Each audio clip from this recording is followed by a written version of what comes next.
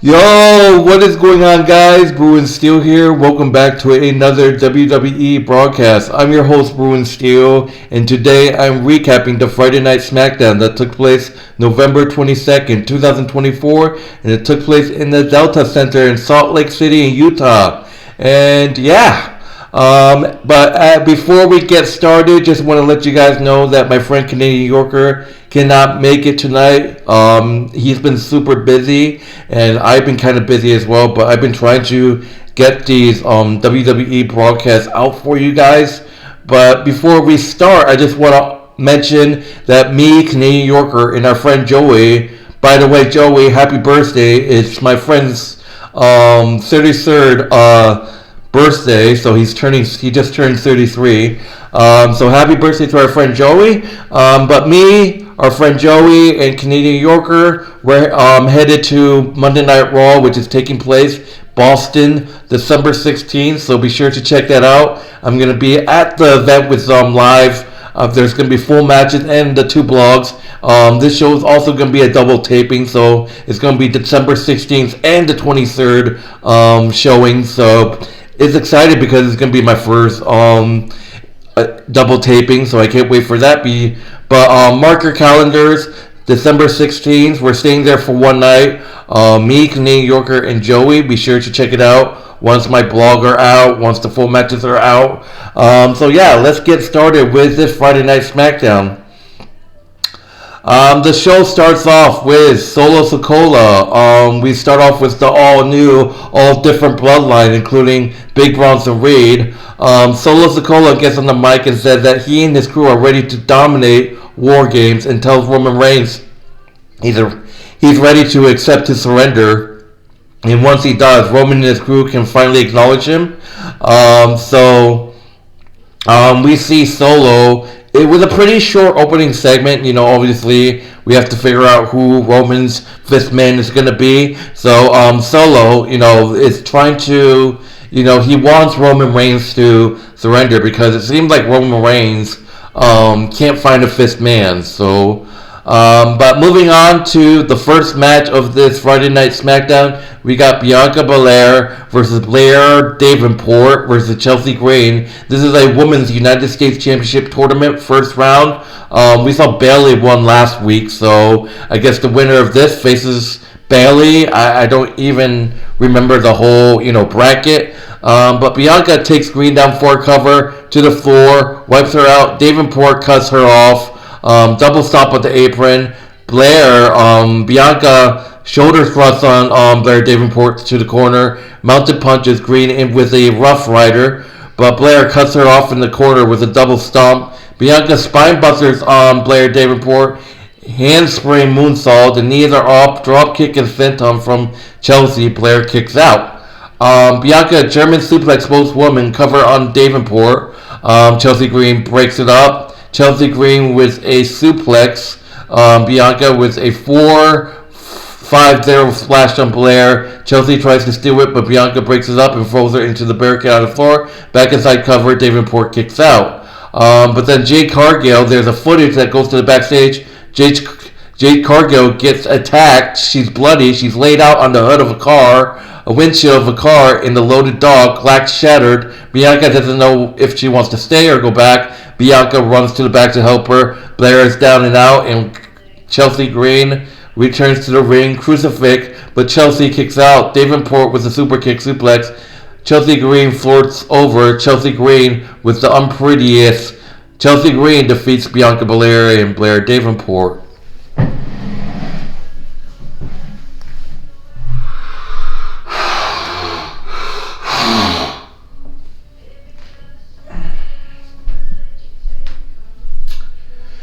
That is something I would not want to say.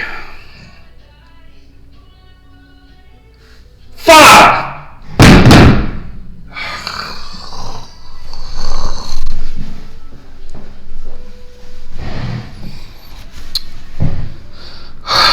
Chelsea Green better not fucking win, man.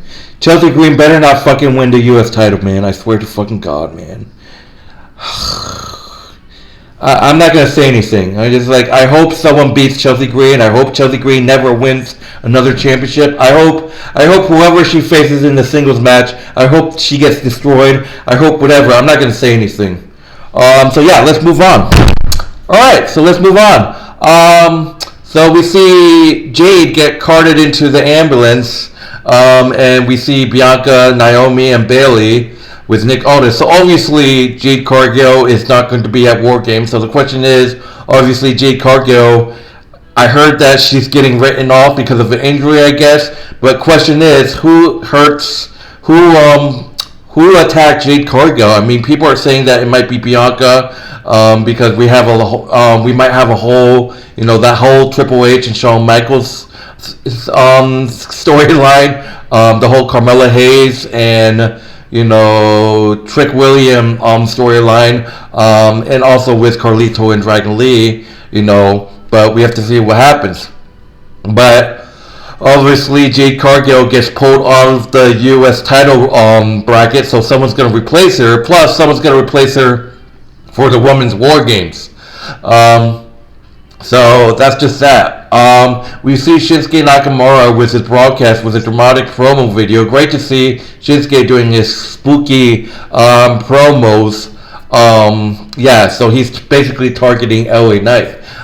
So speaking of LA Knight, LA Knight gets attacked after the promo by Santos Escobar. That leads us to the next match, LA Knight versus Santos Escobar for the United States Championship. So Escobar was dominating the early goings. Santos still in control, working Knight over, but LA explodes out of the corner with chops, whipped reverse, big shoulder block from the challenger out to the apron, connects, nailing Cobra twist to grind the champion down to his feet, body blows to fight back with reverse, boot block. It just went back and forth, man. Slingshot shoulder block from the champion sets up the turning jabs, but discus lateral Shinsuke Nakamura to the stage for a distraction. Avalanche Frankensteiner connects Escobar up top, but LA sticks it in and sinks fast. LA Knight was able to hit the BFT on Shinsuke Nakamura to retain his United. Oh, excuse me. Sorry. LA Knight hits the BFT on Santos Escobar to retain the United States Championship. Post-match, Nakamura attacks Knight and gets the better of him. So we're going to see LA Knight and Shinsuke obviously down the road for the U.S. title. But question is, are they going to book that at War Games? I don't know. That's just that. So obviously there's some backstage segment. Don't want to talk too much about it. Johnny Gargano is backstage with the Motor City Machine Guns, bleeding for a tag team match to fix everything, but they feel like the Street Profits deserve the next shot. Street Profits roll up to say they got next, and Ciampa and it's bad news. And Nick Aldis chatted to Nia Jax, make sure she didn't tag Jade Cargill, but Nia said she didn't. And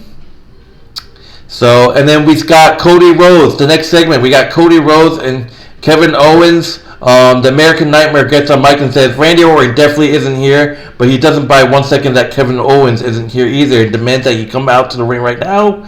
Kevin Owens appears in the crowd wearing a tuxedo t-shirt and complains that Cody didn't wear his stupid suit either. He said everything he's done the last few months has been Rhodes' fault because for 4 years, Kevin said he fought the Bloodline every week. Blood, sweat, and tears. They tried to end his career more times than he could count, and he never could, and he never will. Cody came back, and then they fought them together. And what he was in the ring at WrestleMania 39, trying to help him win the title. And at WrestleMania 40, he celebrated with him after he won the title. And a few months later, Roman Reigns needs a partner, and who said yes? Cody teamed with a guy who tried to end his career and takes his livelihood away. Cody Rhodes accused Kevin for needing a victim, needing to be held down, but nobody, holds Owens down more than Kevin Owens. He's fixated on running the show here, being the number one guy, but what he doesn't realize is that he's being fixating. He's been synonymous with WWE for a decade. A Grand Slam champion, one of the greatest stars of the era, and everyone knows it but Kevin Owens. They said you want to talk self-sabotage. Cody will talk about Bash Berlin, where Owens couldn't pull the trigger and attack his knee, and he blames him for that, and now he finally has pulled the trigger on the wrong guy. Cody says Randy Orton is absolutely 100% a legend, and he was KO's friend, and he didn't deserve what he did to him. He didn't just bring back a banned move, he crossed every line he possibly could, and this is a lesson won't be handled with his promo. Cody will beat it into him. He said whatever is here, or at Survivor Series, or a Saturday night main event is coming, and he needs Kevin to know that the ball's in his court. Owens tells him that he loves Randy, but he hates Cody. He goes to leave. Rhodes shouts him in and said he doesn't think he hates him. He thinks he hates himself. This gets RKO to turn around, and Cody says he knows the lengths he'll go. So when they have this match, there's not a single line he would cross. So intense moments between Kevin Owens and obviously Cody Rhodes.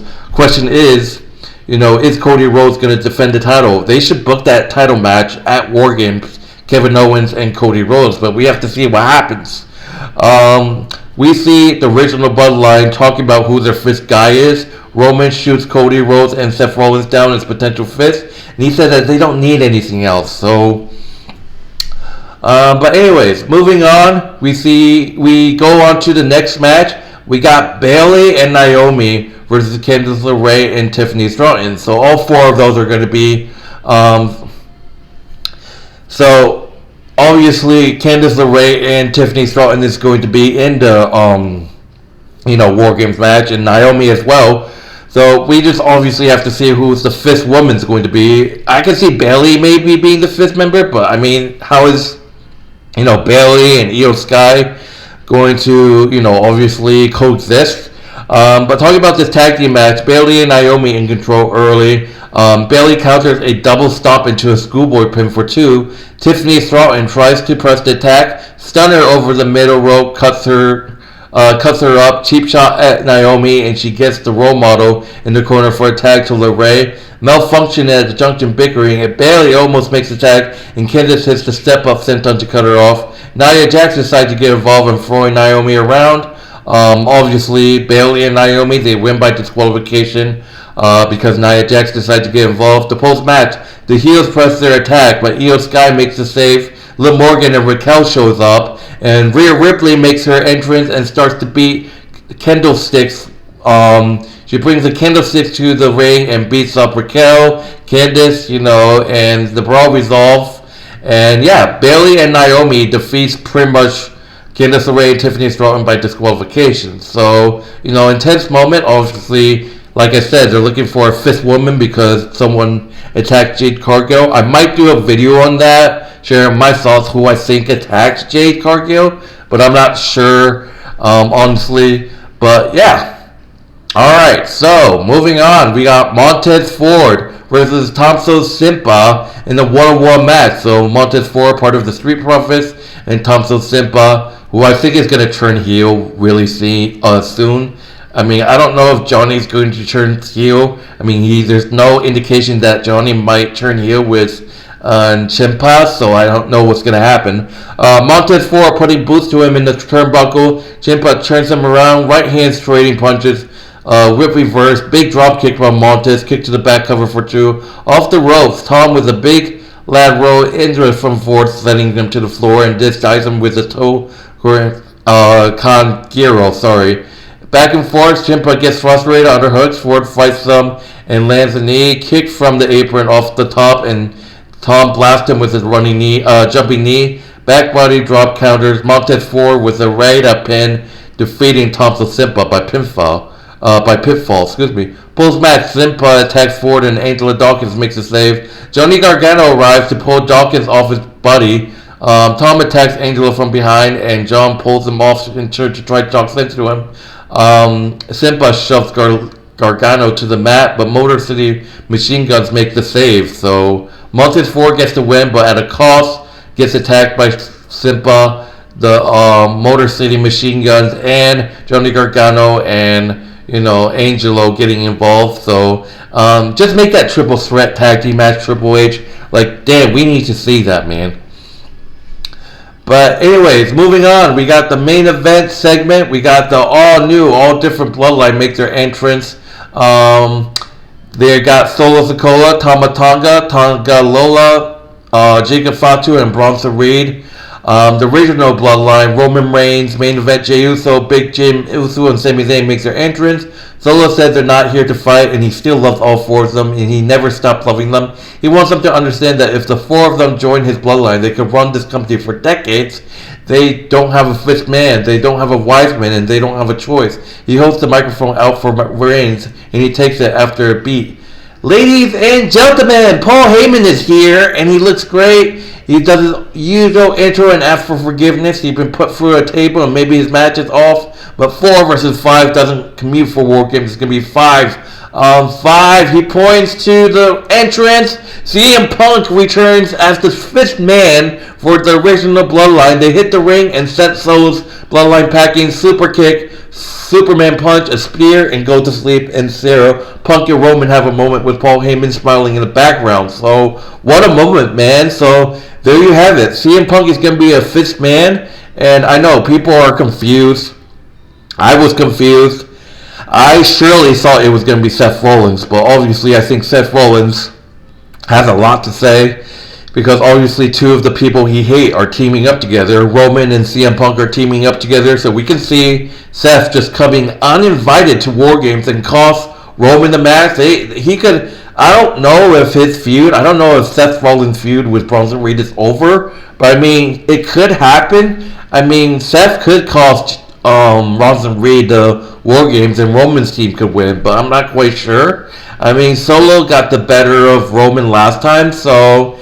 I don't know. I think Roman's team might win, but I will have my, Survivor Series War Games prediction video for you guys.